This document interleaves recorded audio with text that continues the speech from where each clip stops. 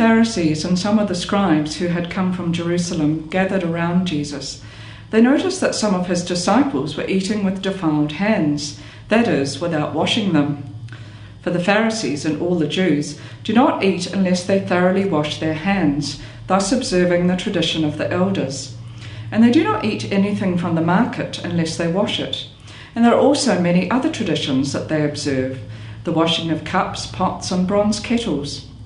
So the Pharisees and the scribes asked Jesus, "Why do your disciples not live according to the tradition of the elders, but eat with defiled hands?"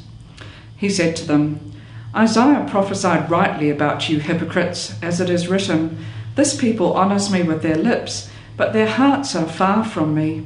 In vain do they worship me, teaching human precepts as doctrines.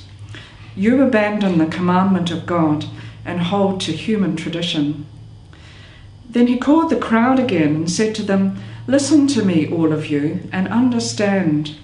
There is nothing outside a person that by going in can defile, but the things that come out are what defile. For it is from within, from the human heart, that evil intentions come: fornication, theft, murder, adultery, avarice, wickedness, deceit, licentiousness, envy, slander, pride, folly. All these evil things come from within, and they defile a person." Well, Jenny, I've read this passage many, many times, as I'm sure you have, and as you were reading now, the long list of terrible things jumped out at me. But actually what really jumped out at me is that it's from within that these things come, which I suppose disturbs me, because I would much prefer that horrible things came from outside, and that I can't possibly be like that. And yet Jesus is unequivocal, isn't he? And it feels like actually easier to sort out some of the outside things, and perhaps that's what why the Pharisees and scribes sort of hark back to them, because actually you can sort out the sort of behaviour things and tidy up your etiquette and your, I mean, what is he getting at? I mean, it's fascinating. I love all this stuff about cups and pots and kettles, and, but what are we actually dealing with there?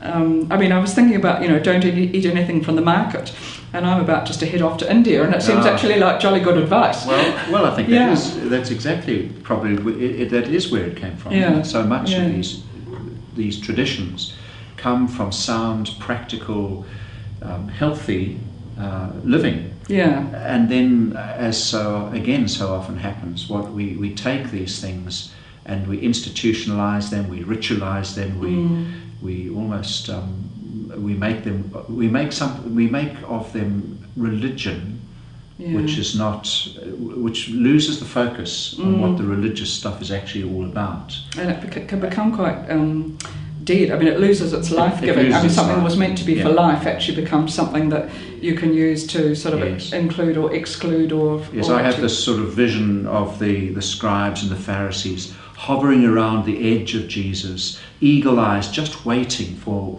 either Jesus himself or, as happens here, one of his close disciples to put a foot wrong, to criticize. They're actually not there to hear what Jesus is on about. They're there to criticize. And we all know people like that. There's nothing worse than being a leader and you know that you try to address people and they actually just waiting to say that you haven't got cut you down, well, cut you something down. Minor. I had a sort of nasty thought.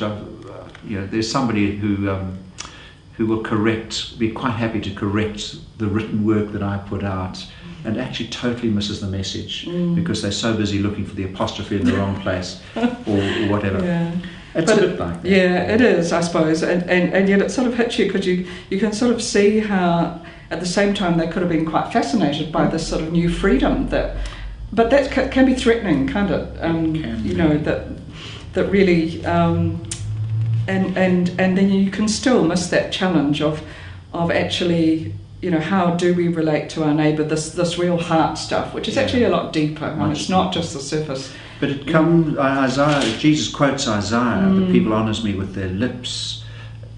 In a way, coming back, get your relationship with God right and remember the great commandments. Love God, love your neighbour. And actually the hand washing or the pots and kettles and things, is very peripheral if you've got those two, love God, love your neighbour, correct. Yeah. And it's interesting, you think about that, we talk about paying lip service to something. We do. You wonder whether that comes back to this sort of thing. But it's very easy, particularly for us in the church, also to to pay lip service, if you like, to go through the motions and not to be looking really at what's my intention, what's my heart. Yes. Yeah. And one assumes, just to round off in a way, one assumes that this sort of passage was helping the early Christians work through what it meant to be Jew or not Jew. Should they keep all the ritual when they're actually into a whole new way of life? Yeah.